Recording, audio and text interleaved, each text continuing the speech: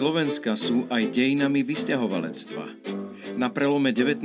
a 20. storočia odišlo z Uhorska okolo 700 000 Slovákov. Primeli ich k tomu ekonomické dôvody, nedostatok pôdy, preľudnenie, dlžoby, ale aj epidémie, úteky z vojenskej služby či národnostné perzekúcie. Odchody za oceán podporovali agenti lodných spoločností a rôzni sprostredkovatelia. Už samotná cesta a prvé kroky na americkom kontinente boli plné stresov a útrap. Slováci zväčša pracovali ako lacná pracovná sila v baniach či oceliarniach. Mnohí sa postupne vypracovali, sami podnikali a usadili sa v Amerike aj s rodinami. Emigranti, navrátilci si chceli doma vybudovať lepší život s novým finančným i duševným kapitálom. Prelomové udalosti v Európe pred a po druhej svetovej vojne premenili charakter migrácie z ekonomickej na politickú. Po roku 1989 sa objavila novodobá migrácia za prácou, vzdelaním či hľadaním lepšieho života. Svoje slovenské korene na druhej strane začali objavovať potomkovia predchádzajúcich generácií migrantov, ktorí dodnes prichádzajú na Slovensko. V dvoch častiach relácie SK Dejiny hovoríme o fenoméne vysťahovalectva zo Slovenska do Severnej Ameriky. V prostred Ameriky, krčma murovaná, do nej sa schádzajú tí naši krajania. Spieva sa v nostalgickej piesni. My dnes budeme hovoriť o tom, ako vyzerali prvé kroky Slovákov za oceán. Neraz to boli dramatické situácie. Mnohí sa nevrátili. Ale tí, čo sa vrátili, doniesli peniaze, stavali si murované domy, už nepili pálenku, ale pivo, obliekali sa do krajších šiat. A čo bolo zaujímavé, tak demokratický svet v nich prebudil aj uvedomelejších občanov. Zakladali spolky a jedným z tých najdôležitejších bola aj Slovenská liga, ktorá má dodnes odkaz práve tu na Gröslingovej ulici v Bratislave. Ponúkame vám prvú časť cyklu SK Dejiny, v ktorej sa venujeme vysťahovalectvu do Ameriky. Vítajte. Slováci v Amerike videli nový a iný svet. Z demokratického a slobodného ovzdušia sa niektorí vrátili nielen bohatší, ale aj občiansky a národne sebavedomejší. Vysťahovalectvo do Ameriky sa stalo témou nejedného diela slovenskej literatúry. Jedným z nich bola medzivojnová dráma Ivana Stodolu Bačova žena. Známa je filmová verzia Varúj, aj inscenácia slovenskej televízie z roku 1972 v réžii Karola Zachara. Prisahala si mi vernosť pred oltárom? Prisahal? Tak prečo nechceš prísahu zachovať? Prisahal som ti vernosť až do smrti a tu som zachovala. Vydala som sa len po tvojej smrti. Ale ja žijem! 5 rokov som to nevedela. Našimi prvými hostiami sú historik, vysokoškolský pedagóg, zakladateľ Múzea vysťahovalectva z územia Slovenska do Severnej Ameriky Martin Javor a historik, vysokoškolský pedagóg Michal Šmigel. Kým sa dostaneme k fenoménu masového vysťahovalectva do Ameriky v druhej polovici 19. storočia, existujú, pán Šmigel, záznamy o Slovákoch, ktorí sa dostali za oceán skôr a aká bola ich kariéra? Vlastne máme záznamy už také konkrétnejšie z 18. storočia. Možno predtým ešte boli nejakí Slováci ako jezuiti v španielských misiách, ale hlavne, ako hovorím, v tom 18. storočí predovšetkým máme ľudí, ktorí sa zúčastnili americkej vojny za nezávislosť. Napríklad Jan Polerácky, František Beňovský, brat Beňovského, toho známeho. V 19.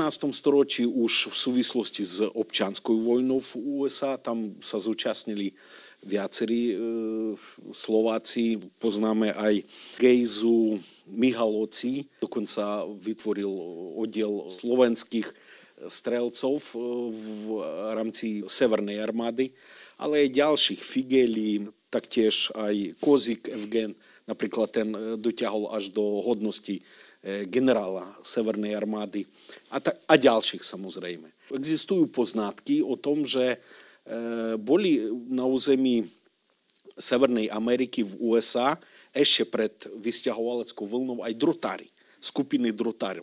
napríklad vo Filadelfii, alebo aj v iných regiónoch, v 40. 60. rokoch. Vlastne tam bolo viac už Čechov a Poliakov.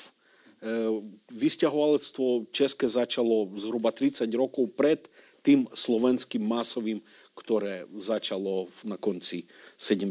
rokov 19. storočia. Vy ste to načrtli, a kedy a za akých okolností sa vôbec začalo masové vysťahovalectvo do Severnej Ameriky práve z územia Uhorska, a my sa sústredíme práve na sever Uhorska, teda územie dnešného Slovenska? No, vysťahovalectvo z územia dnešného Slovenska je súčasťou väčšej, samozrejme, migračnej vlny, ktorá začala už v polovici 19. storočia, a skutočne od polovice 19. storočia až do roku 1930 emigrovalo z Európy 20 miliónov ľudí, a vysťahovalectvo z územia Slovenska bolo súčasťou tejto migračnej vlny. Viete, treba si uvedomiť, že za posledných 150 rokov nám z každej generácie odišla značná časť kvalitných ľudí. Keď si uvedomíme, že začalo to na prelome 19. a 20. storočia, potom sociálne vysťahovalectvo z Československej republiky, vysťahovalectvo alebo emigrácia v rokoch 38, 39, 45, povojnová emigrácia, emigrácia po roku 48, po roku 68, po roku 89, a 40% mladých ľudí dnes nechce žiť v tejto krajine. Takže skutočne tá emigrácia alebo vysťahovalectvo je súčasťou slovenských dejín, a každá z týchto vln má iný príbeh a má iné dôvody na to, že teda táto vlna začala. Keď sa bavíme o tej prvej veľkej vlne vysťahovalectva, začína v 70. rokoch 19. storočia. Tie príčiny sú rôznorodé. Jednak je to súbeh historických udalostí, ktorý sa stretol práve v 70.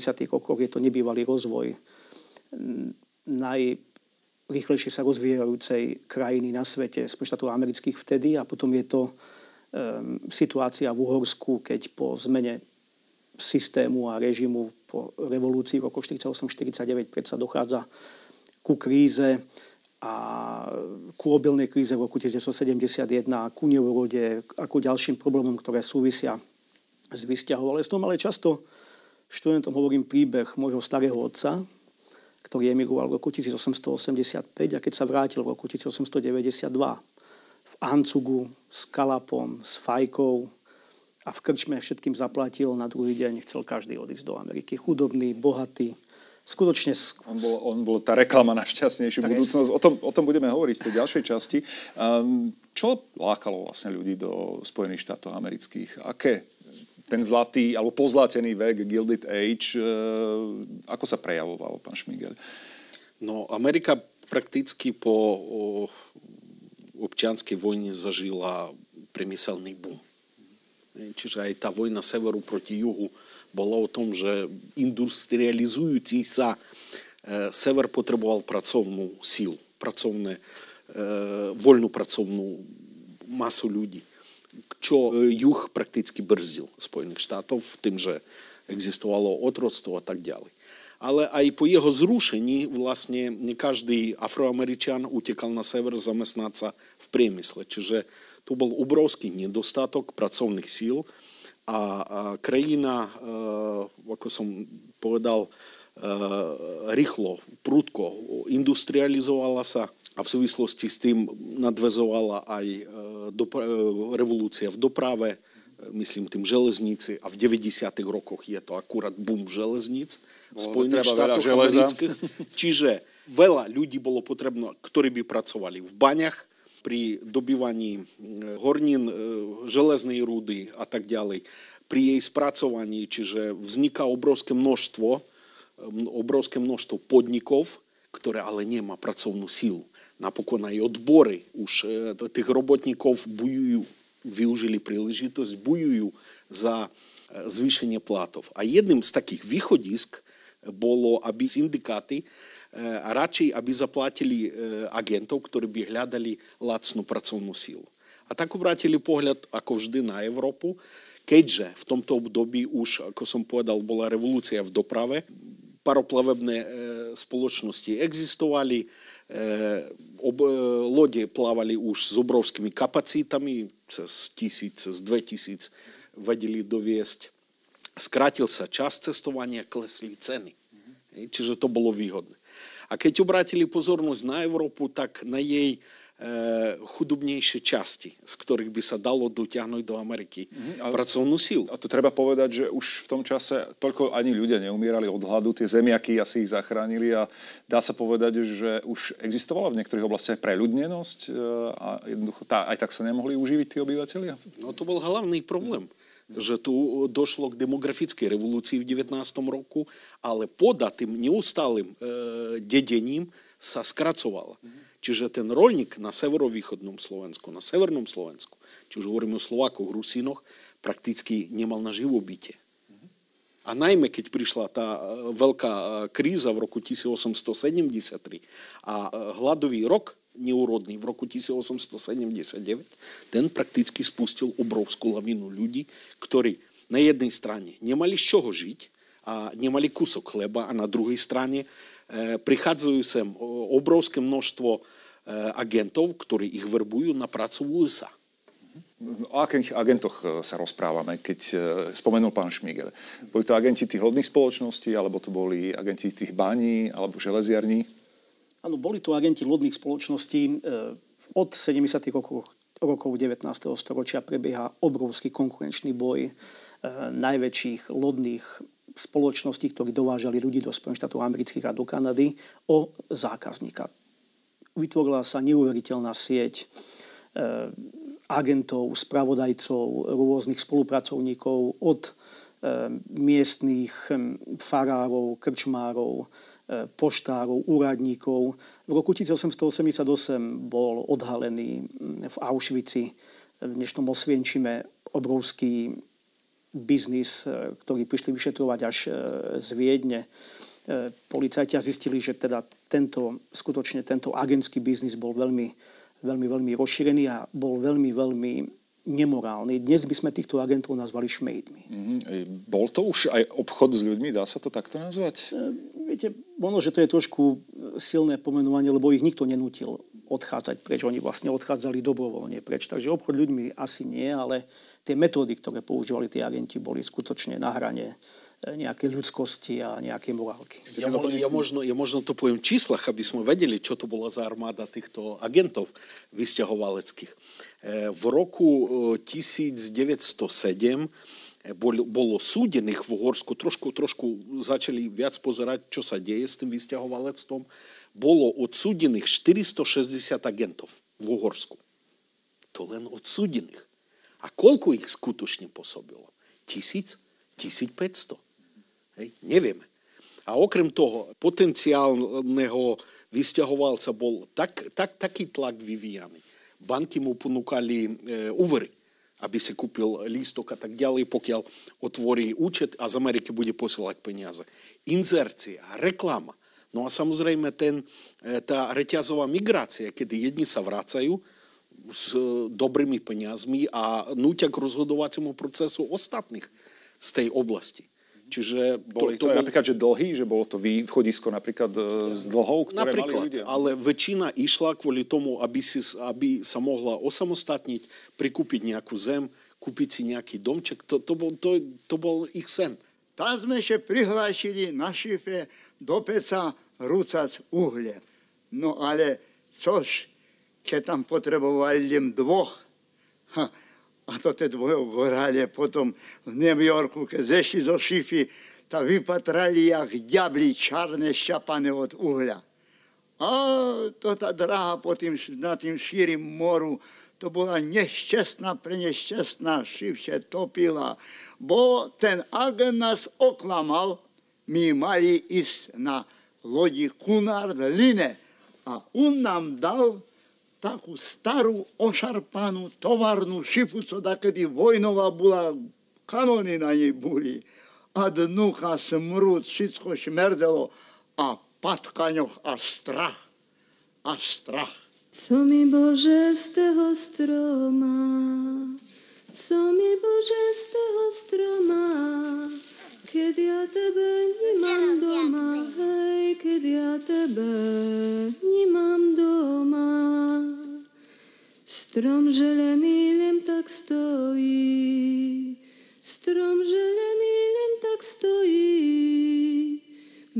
za tebou šerco bolí, hej, mne za tebou šerco bolí. Samotné lodné spoločnosti organizovali ten prechod organizovali dva typy tej prepravy. Jednak organizovali a zabezpečovali dopravu samotných ľudí na hranicu, väčšinou nemeckú hranicu už vtedy, keďže už sme mali Nemecko od roku 1971, nemeckú hranicu, a potom tá druhá časť cesty smerovala z hranice vlastne až na americké pobrežie, samozrejme s istým prestojom v prístavoch. Naši teda obyvatelia Uhorska odchádzali, môžeme povedať, 3 hlavnými cestami. Predovšetkým to boli prístavy na Atlantickom pobreží v Nemecku, Brémy, Hamburg. A potom sa veľmi využíval prístav Fiume, čo je dnešná rieka. To bola vlastne bolo to mesto, ktoré bolo súčasťou monarchie, teda vlastne odpadla tá povinnosť nejakých pasových kontrol. Treba povedať, že 70% emigrantov išlo bez pasu. Hej, takže ten pas skutočne nezohrával nejakú veľkú úlohu a v Amerike to bolo úplne jedno, či vy ste ten pás mali alebo nemali. A okrem toho veľmi veľa tých imigrantov sa stráca v tých jednotlivých zoznamoch, lebo niektorí išli na čierno cez Niagarské vodopády, niektorí sa dostávali cez Južnú Ameriku, takže skutočne to bolo veľmi komplikované. Keď sa upísal ten vysťahovalec agentovi, tak nasadol, samotný agent väčšinou organizoval ten povoz na hranicu Nemecka. Väčšinou to bolo Osvienčim alebo Krakov. Musíme povedať, že Halič bola súčasťou monarchie v tom čase. Halič bola súčasťou monarchie, takže a odtiaľ, kde teda ešte samozrejme tí agenti ich poriadne poobracali a dostali z nich ďalšie peniaze, ktoré pýtali na nocľah v Hamburgu alebo stravu a tak ďalej. Takže a ten nocľah to nebolo asi nič pohodlné, dá sa povedať. Samozrejme, že nie. Je známa veľmi dobrá kniha, Americký cisár sa volá, napísal ju Martin Bullock, kde opisuje práve tieto stanice. To bolo, viete, skutočne to bol veľmi nepekný biznis a to, čo zažili naši vysťahovalci, aj z tých pamätí, ktoré máme, skutočne vôbec nemalo nič spoločné s nejakou ľudskosťou. Pán Šmigel, z ktorých oblastí Rakúsko-Uhorska alebo špeciálne Uhorska odchádzali ľudia najviac do Spojených štátov? A v akých počtoch?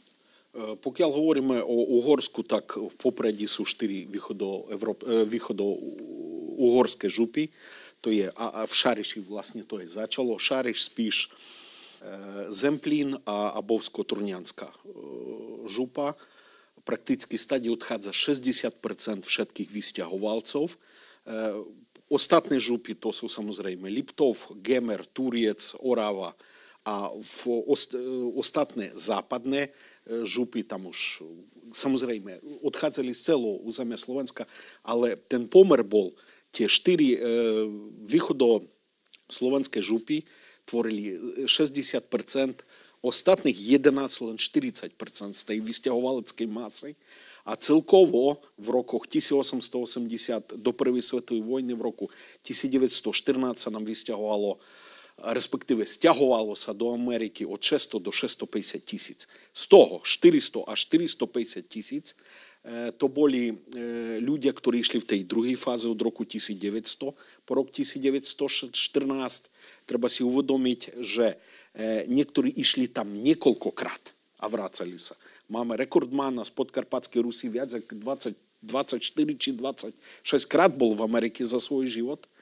V tých číslach, pokiaľ hovoríme o celkovej mase do prvej svetovej vojny, tých 600-650 tisíc, treba vidieť aj 70 tisíc Rusínov zo severovýchodného Slovenska.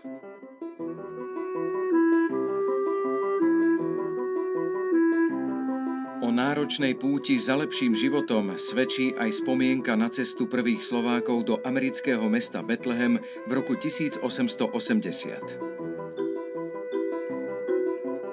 Po 28-dňovej unavujúcej plavbe cez oceán loď konečne pristála vo Filadelfii. Všetci boli uzavretí do karantény. Po prepustení sa bez centa pustili peši do neznáma. Cesta ich viedla cez husté lesy a otvorené priestranstvá po veľkej zime s kuframi na chrbte. Keď prišli do mesta Trenton v New Jersey, obyvatelia ich zahnali so zbraňami v rukách, mysliac si, že sú to indiáni. Naši ľudia v tom čase boli oblečení v slovenských krojoch, no miestni Trentončania to nepochopili. Až v Betleheme boli prijatí slušným spôsobom. Väčšina obyvateľov mesta boli starí Moravania, ktorí sem došli už dávno predtým. Naším ďalším hosťom je etnologička a vysokoškolská pedagogička Marta Botiková. Už sme sa s tým pomyselným vysťahovalcom dostali na zaoceánsku loď a teraz, pani Botiková, približme si prvé kroky našich vysťahovalcov do Ameriky. Čo ich tam čakalo? Ľudí, ktorí nepoznali jazyk, nemali skúsenosti. Kde a ako vyzeral v podstate ten proces, kým sa dostali do zamestnania, kde sa tvorili aj najpočetnejšie kolónie Slovákov v Amerike? No, moji predrečníci vlastne vám odpovedali na časti tejto otázky, pretože z tej Castle Garden, z tej Casigardy, alebo teda Ellis Island, išli ďalej a nešli celkom do neznáma, pretože bola to taká reťazová vlastne akcia smerom teda na miesta, o ktorých vedeli, že sa tam nájde nejaká práca, o ktorých počuli, že sa tam nájde nejaká práca. Nakoniec aj miesta, na ktoré ich oni agenti lákali. A teda to bola predovšetkým mužská emigrácia. To tu ešte neodznelo, takže to by som chcela zdôrazniť, že spočiatku najmä v tých prvých rokoch, vlastne konca 19. storočia, úplného začiatku 20. storočia odchádzali predovšetkým mladí muži, ktorí sú odhodlaní teda ísť za svojím cieľom a netrápili sa nad tým, že kde sa vyspia alebo kde sa najedia. Potom už keď sa k emigrantom pridávali ženy alebo odchádzali ženy z našej krajiny, tak tam už bola trošku tá situácia iná. No ale vedeli, že idú do baní, hľadali si tie cesty, neboli vítaní. Neboli vítaní v tom zmysle, iste modernita, americký priemysel ich vítal, ale ľudia naokolo mali z nich strach, neboli to migranti, ktorých by ste chceli rýchlo prichýliť, pretože nakoniec prežili v podpalubí tých zaoceánskych lodí nejaký čas bez hygieny. V jedných šatách možno. Určite v jedných šatoch a ešte spočiatku odchádzali ešte vlastne v tých svojich sukenných odevoch, od čoho potom skoro aj upustili a tak, ako ste hovorili, že dostávali požičky od bank. Prvé požičky boli požičací ancúk čierny, aby teda trošku tam sa vedeli zaradiť, vyzerali k svetu, aby ich neodháňali. Nakoniec aj chlapi ešte odchádzali s dlhými vlasmi, čo tiež bolo také neveľmi priateľné pre americké okolie, teda pre týchto ľudí. No, naši ľudia sa to skoro dozvedeli, že takto to nepôjde a že takto nebudú veľmi príjmaní, tak sa podľa toho usilovali vyzerať a hľadali si prácu, prichádzali teda pracovať v baniach a v ťažkom priemysle. Tam tiež moji predrečníci, historici povedali už o podmienkach. Títo Hungarians, títo Hunkies, to nebola žiadna uvedomelá robotnícka trieda. To boli ľudia, ktorí tam prišli zarobiť peniaze a vrátiť sa späť. To bol ich základný cieľ, ich základná predstava. To bolo také akoby hanlivé pomenovanie tejto skupiny z Úhorska, teda, že spadalo do tohto pomenovania.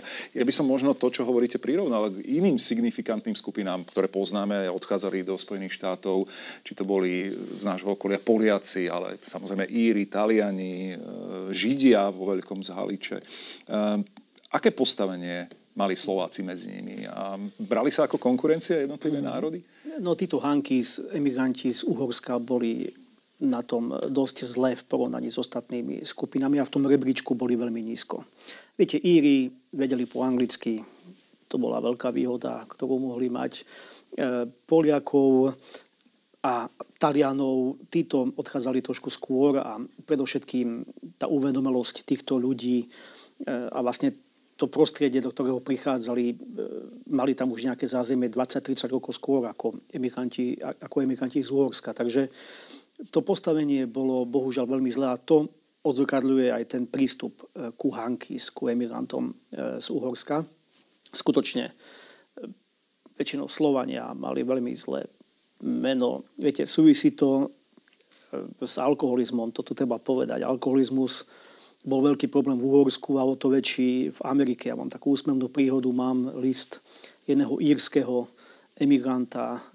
Vieme, že Íri pili statočne, áno, ale hovorí o prisťahovalcoch z Uhorska ako o neuveriteľných alkoholikoch, ktorí skutočne vedia robiť riadne alkoholické záťahy, ale napriek tomu sú schopní 16 hodín potom hneď pracovať v tých najťažších podmienkach. Takže ten alkoholizmus bol ďalšia vec, ktorá veľmi nepomohla asi tomu dobrému obrazu emigrantom z Uhorska. Sme v Amerike, ale poďme sa pozrieť späť na tú slovenskú dedinu, možno do menšieho mesta. Ako to vyzeralo? Ako vyzeral život rodiny bez toho chlapa, muža? Boli to aj také dramatické príbehy, ako poznáme zo Stodolovej Bačovej ženy, Eva Muranicová a Ondrej a naozaj kauza, ktorá z toho vyplynula? Alebo už to je trošku literárne posunuté ďalej? Isté je to literárne posunuté ďalej, ale ja sa vás pýtam, a prečo by neboli? Veď tí ľudia tu zostávali v nevalnom postavení a ako ste počuli tie veľké čísla a tú propagandu, tak skutočne tí muži odchádzali v početných skupinách a práca, zodpovednosť, organizácia vlastne celého toho života zostávala na ženách a na starcoch, na starých ľuďoch. Ľudia žili svoje životy a teraz ja tu nechcem vystupovať v advokácii ani voči alkoholizmu, ani voči nevere, ale boli to situácie, ktoré ten život priniesol. To bola jedna časť toho príbehu. No a ďalšia časť bola potom, keď sa muži vracali, a to už tiež tu naodznelo, že sa vracali možno aj s dobrými peniazmi, s dobrým zárobkom, ale už boli aj naučení na nejaký štandard, už sa im videlo doma nie až tak dobre, ako si to možno vysnívali. A tak sa viacerí niekoľkokrát vrátili späť do Spojených štátov. Ja mám tiež jeden príbeh. Podarilo sa nám získať taký seriál fotografií a tých príbehov bolo určite viac o krásnych mladých ľuďoch. To už patrí aj do času, keď emigrovali, odchádzali aj dievčatá, slobodné dievčatá. No a tak sa istá Helenka z Dechtíc sa zahľadela do Ignáca z Húšiek zo Záhoria. Stále sme sústredení na východné Slovensko, ale odznelo, že aj časť teda obyvateľstva zo západného Slovenska odchádzali. No a toto je ich príbeh, keď oni sa tam zoznámili, keď oni sa tam zosobášili. Ona bola sluštička, on pracoval v priemyselnom podniku a prišiel čas dediť a deliť a Ignáca volali domov. A tak sa aj vrátil so svojou Helen a tak ako videl, do čoho sa vrátil, tak tam pekne Helen a ich spoločnú dcéru nechal a on odišiel do Ameriky, nikdy viac o ňom nepočuli a Helen zostala na húškach a zostalo jej len tá americká forma mena. Do svojej smrti bola Helen z Ameriky. Pekne na tých obrázkoch budeme vidieť, ako vlastne z toho mestského amerického svadobnej atmosféry, svadobnej fotografie, potom dcéra tejto Helena Ignáca sa vydáva pekne po záhoracky v kroji. Takže sú aj tie cykly rôzne a to je na tom fascinujúce. Áno, že to nebolo iba jednorázový odchod, ale boli to odchody aj návraty a hovoríme aj o 10 000 Slovákov. Aký vplyv malo, pán Javor, vôbec toto celkové vysťahovalectvo na chod Uhorska a ako reagovala uhorská vláda na takýto masový odchod, hovoríte 100 000 ľudí teda postupne z krajiny a to vidno aj na tej demografickej krivke územia Slovenska v porovnaní s ostatnými krajinami alebo ostatnými oblastiami monarchie. Tá situácia sa menila postupne v jednotlivých obdobiach.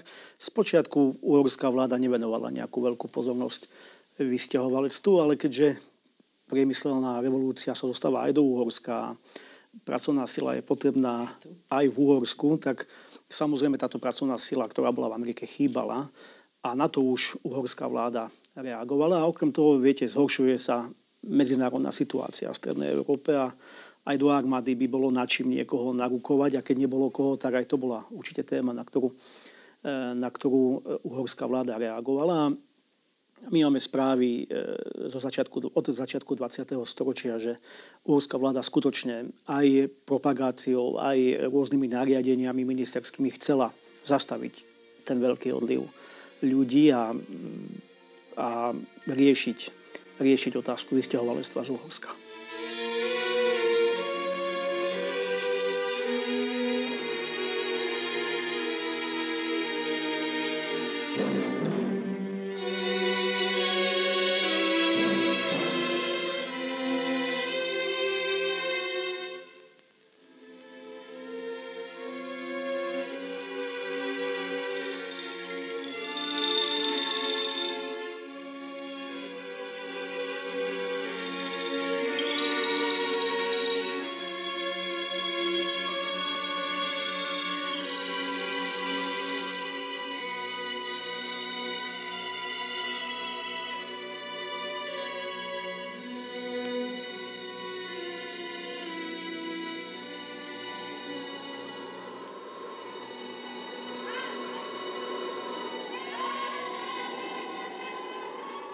Ako sa premietla skúsenosť z Ameriky na ľuďoch, ktorí sa vrátili z tohto prostredia? Poznáme výraz Amerikáni. Ako ho dnes hodnotíme? Lebo má aj nejaký pejoratívny nádych, alebo práve ten taký pozitívny? A aká bola konotácia v tom čase? No, rôzna. A ako sme sa zastavili v predchádzajúcej otázke pri odeve, tak sa môžeme k nemu vrátiť. Keď sa takýto Amerikán teda vrátil v tom novom svojom obleku a ešte aj vyzdobenom nejakou reťazkou od hodiniek a teda v takomto oblečení. Príbeh lokalizujem do Humenného, kde teda mu žena vyšla oproti, ale doniesla mu jeho biele šaty, lebo takého nechcela do dediny, aby takýto sa tam bol ukázal. Alebo do kostola nebodaj takto ísť. Bolo to veľmi zaujímavé vlastne, ako boli nepriepustné tie spoločenské vrstvy, že síce ašpirácie boli, ale určité tradičné normatívy platili a nedovolili vyšmyknúť sa zo svojej súnáležitosti. No, bolo to ohromné, čo Amerikáni priniesli na Slovensko. Oni si prinášali so sebou pracovné náradie, tie dobré veci, na ktoré si tam zvykli, čo sa týka pracovných nástrojov. Spomínali sme odev, tak však tento človek z Humenného musel sa v tom hoteli prezliecť, ale postupne si na to aj to spoločenstvo zvykalo. Doniesli si so sebou know-how, doniesli si so sebou znalosti, zručnosti. Dievčence z Brezovej pod Bradlom sa naučili kečup variť, ako teda sluštičky v Amerike. Takže, a na bývaní, ako sa to prejavilo? No, na bývaní potom sa to zas, keď sme v takomto prostredí a pri takejto téme, tak môžem povedať to showing off, to ukázať sa. To bolo niečo veľmi dôležité a to vlastne máme tiež zdokumentované a tam zvlášť výrazne práve na východnom Slovensku, že teda nie len, že si to pole kupovali, ale aj tie domy upravovali tak, ako tí druhí nemali. Tak bola prestíž, lebo peniaze majú zmysel len keď sa ukážu. Peniaze treba ukázať, ale ukázali ich nie len v tejto prezentácii a reprezentácii, ale asi moji kolegovia historici vedia presnejšie čísla, tie peniaze proste plynuli na Slovensko cez Tatra banku, ktorá bola prvý taký medzinárodný bankový dom, ktorý vlastne mal v zábere dnešné Slovensko, tade pretiekli doslova milióny, aby podporili a tento život zlepšili. Ale čo chcem povedať, tí ľudia prichádzali z veľmi ťažkých pracovných podmienok. To, čo oni zažívali aj z hľadiska rodinného života, aj z hľadiska možno toho odlúčenia, to všetko, za to všetko, že oni prežili, radi aj poďakovali. A komu inému ako Pánu Bohu. To znamená prícestné kríže, rôzne kaplnky, rôzne takéto donácie. Takže boli mecéni, boli takýchto drobných... Boli to také donácie, ktoré iste môžeme hodnotiť aj teda z hľadiska presne toho, no chceli sa ukázať, že na to majú, ale oni to, verme tomu, že to aj potrebovali vyjadriť. Chcete doplniť, pán Javor, aj v tej materiálnej kultúre zmena, povedzme, bývania, nejaké technické výmoženosti? My na východe Slovenska máme zvláštny typ architektonicky ľudového domu, ktorý sa volá amerikánsky dom. Na východe Slovenska, na Zemplíne hlavne. Koniec koncov aj naše múzeum je v takomto amerikánskom dome, ktorý bol postavený za peniaze, ktoré doniesol Amerikán v roku 1892. A ten amerikánsky dom je úplne iný, ako bol predtým postavený. Je hodnostnejší, má ozdoby okolo okien, má gánok a tak ďalej. Takže tým sa chceli samozrejme títo ľudia ukázať a odlišiť od tých ostatných.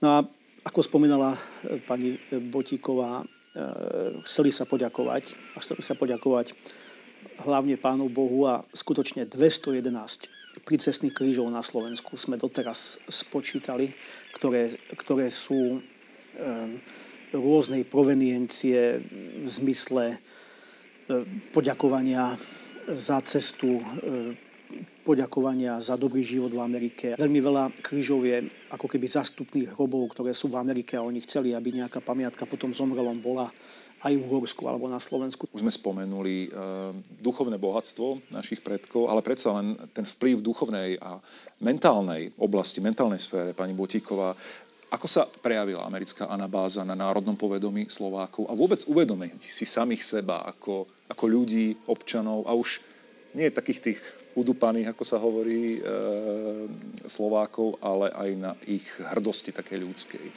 Prejavila sa? Hovorili sme o tých emigrantoch, ktorí prišli za prácou a vrátili sa a takto to urobili aj niekoľkokrát za svojho života, čo je jedna obdivuhodná vec, ale ďalšia obdivuhodná vec je tá situácia tých ľudí, ktorí tam zostali, ktorí sa rozhodli a zostali v Spojených štátoch. No a tam oni potrebovali hľadať tú svoju svojeť nejako. Potrebovali fungovať aj v bežnom živote. Už to nebolo v tých prenajatých posteliach v boarding housoch, ale snažili sa zakladať si rodiny. Sú o tom krásne záznamy, ako sa vyhľadávali na tanečných zábavách a na druhý deň potom boli sobáše. Bolo to rýchle rozhodnutie. Keď ste sa aj spýtovali na vzťah k iným emigrantom, treba povedať, že tu nám bola veľmi dôležitá náboženská príslušnosť.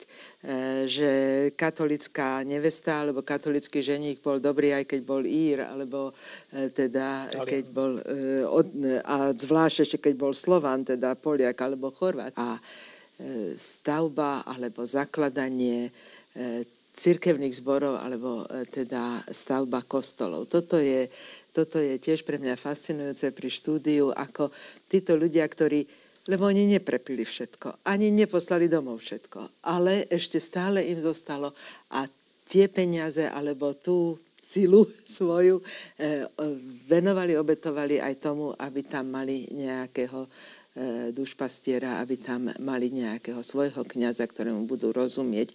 To nebolo nepodstatné, pretože ten duchovný život prebieha, to nám psychológovia dokážu, aj lingvisti nám dokážu, že prebieha práve v tom jazyku, ktorému najlepšie rozumieme.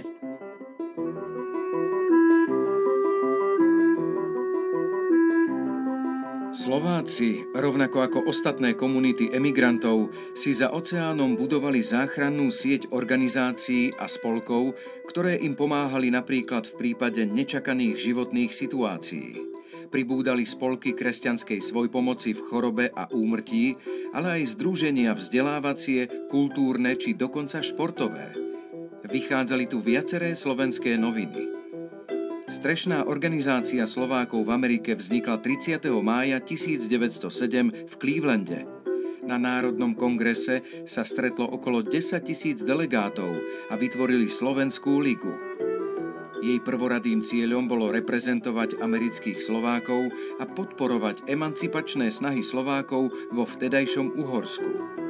Prvým predsedom sa stal katolícky kňaz a spisovateľ Štefan Furdek. Hovorili sme o relatívne dlhom mierovom období, ale napokon prišla veľká vojna, rok 1914 až 1918. Pán Šmigel, existovala migrácia do Ameriky aj v tomto období, alebo na základe týchto objektívnych príčin musela byť nejakým spôsobom pozastavená?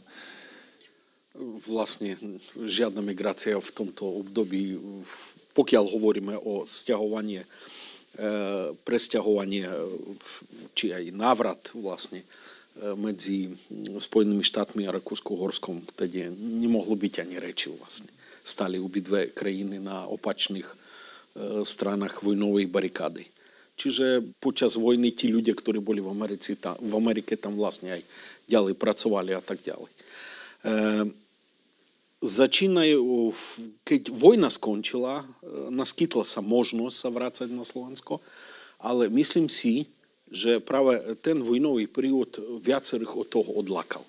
Že oni už pracovali nad tým, aby keď skončí vojna, zobrať do Spojených štátov vlastne rodiny.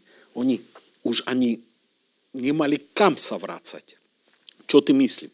Myslím, severovýchodné Slovensko v dôsledku ruskej okupácie v rokoch 1914-1915 bolo zničené bojami. Na konci vojny to bol hlad. Prakticky ľudia stali na prahu hladomoru. Po vojne revolučné podmienky. V 19. vypukol konflikt. Maďarská republika okupovala polku Slovenska od Lučenca po Medzilaborce. Čiže práve myslím si, že keď skončila vojna, viacerí už rozmýšľali nad tým, ktorí tam pracovali, aby zobrali rodiny. A to sa nám ukazuje aj štatistiky v 20. rokoch. Jej obrovský nárast. V roku 1924 Slovensko smutne sa vyšplhalo na prvú priečku medzi ostatnými krajinami Európy, čo sa týka vysťahovalectva. Takže toto boli tie dôsledky, že nebolo to takéto prvoplánové, že ideme za prácou, ale jednoducho tá krajina bola zničená, nemali sa kam vrácať. Čiže hovorím, tí, ktorí tam ostali, prakticky brali svoje rodiny a ďalší chceli proste odísť. Lebo situácia bola veľmi kritická. A bojovali Slováci aj v americkej a kanadskej armáde? Áno.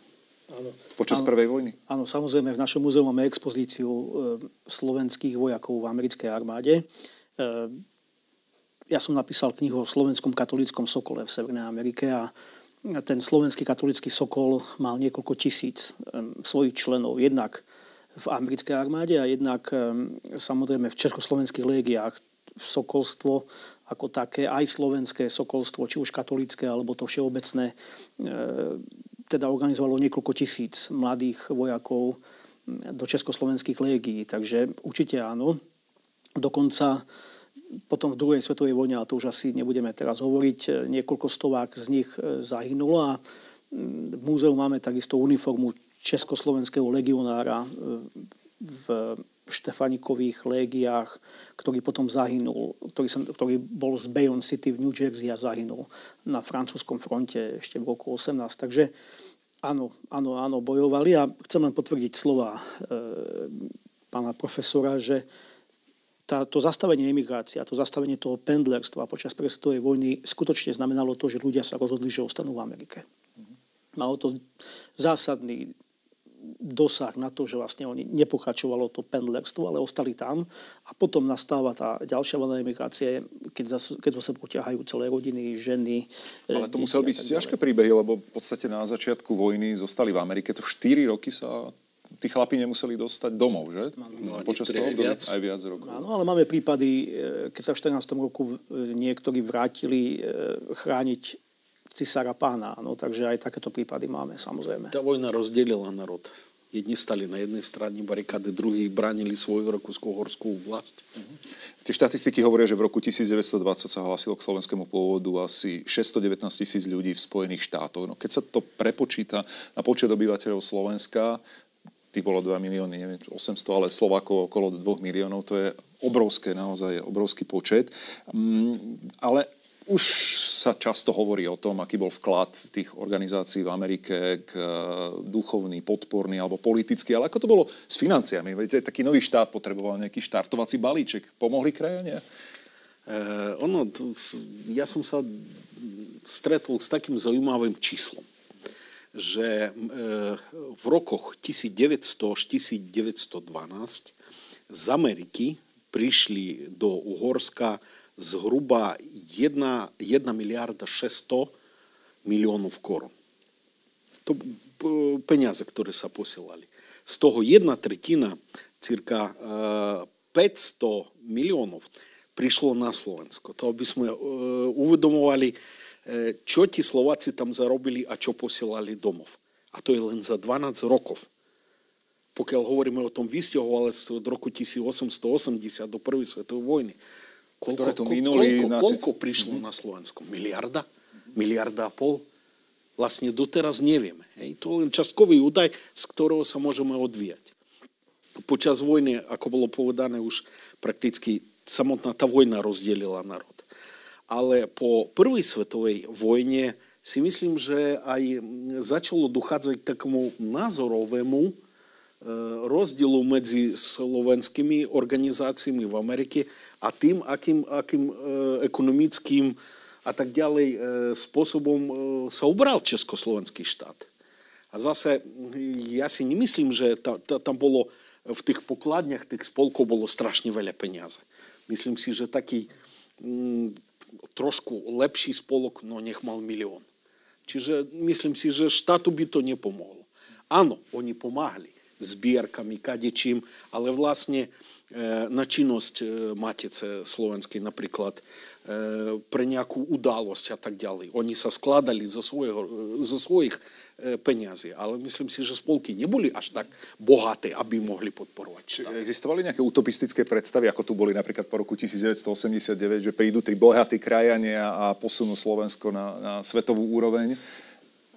To medzivojnovom období? Československý štát každopádne mal záujem o americké peniaze a o peniaze amerických Slovákov. No len treba si uvedomiť, že tá podpora domácich, alebo teda Slovákov doma v Európe ochabovala aj v tej Amerike. Súviselo to jednak s ťažkou situáciou v Amerike a jednak s tým, že tí ľudia stratili už nejaký taký silnejší vzťah a skutočne, keď čítate tie noviny z tohto obdobia, čím ďalej, tým menej sa vyskytujú nejaké veci týkajúce sa podpory veci na území Československa. Takže viete, a potom Československý štát v 20. rokoch chcel pritiahnuť podnikateľov z Ameriky aj na územie Slovenska. Ja mám taký príklad v roku 1924, keď ten Jozef Maťašovský, čo bol hlavný cvičiteľ Slovenského katolického Sokola, písal, že tu sa nedá žiť. Tu není gaz. Málo kde je elektrika. Viac ako 4 miestnosti si tu nikto nemôže dovoliť. Nemáš v izbe telefón a tak ďalej. Takže on veľmi rýchlo pochopil a chcel sa vrátiť naspäť. Už to bol pre nich iný svet. Ale aj z politického hľadiska zoberme guvernéra Podkarpatskej Rusy Rusina, ktorý bol z vysťahovaleckej rodiny Grigoria Žatkoviča. On po 2 rokoch ťažko bojoval za to guvernérstvo a po 2 rokoch sa zbalil a odišiel. Povedal, že tu sa nedá dohodnúť. Konec koncov Michal Bosák, známy to slovenský bankár, presne pred 100 rokmi postavil Bosákovú banku, ani tá jeho Bosáková americko-slovenská banka dlho nevydržala. Aj tie autonomistické snahy sa nenaplnili, aké boli v tej Pittsburghskej dohode. Tak. Ono treba si uvedomiť, že to už vyrastala v Amerike 3. generácia prakticky v medzivojnovom období. Hej? A tá nebola prvou, tá už nemala taký vzťah k tomu Slovensku. USA postupne obmedzili prísun imigrantov na základe rozhodnutí Dillinghamovej komisie a potom podľa zákonov 1921 až 24-25. Ale tá emigrácia pokračovala zo Slovenska. Môjho starého otec bol ten ekonomický migrant, alebo ten, čo išiel za prácou práve v tom medzivojnovom období. Líšila sa nejako od tých čias Uhorska? Áno. Líšila sa. Predovšetkým sa líšila v tom, že teda zďaleka už neodchádzali len chlapi, ale odchádzali celé rodiny. Viete, nemôžeme porovnávať emigráciu v 30. rokoch alebo v 20. rokoch s emigráciou v 80. rokoch 19. storočia. To sa jednoducho nedá. Skutočne tí ľudia prichádzali do inej krajiny za iných podmienok. Treba povedať, že československá vládla takisto nekládla nejaké veľké polena pod nohy tým, ktorí sa chceli vysťahovať. A koniec koncov, viete, tie sociálne problémy, ktoré v Československu boli podobné tým, ktoré boli v Uhorsku. Takže skutočne tá emigrácia bola obrovská. A zdá, čo sa zmenilo, bola forma. Viete, môj prastarý otec, keď v 24. Spojené štáty americké zavreli hranice, emigroval cez Buenos Aires, cez Argentínu, lebo nebolo možné sa dostať cez Spojené štáty, takisto ako veľká väčšina, vtedy začína tá emigrácia do Južnej Ameriky, do Kanady. Hej, keďže nebolo možné sa dostať do Spojených štátov amerických, tak si hľadali iné cestičky na to, aby sa tam dostali, a to bolo buď z juhu, alebo zo severu. A to je obrovská historická látka, ktorú by sme chceli rozvíjať aj v ďalších reláciách SK Dejín.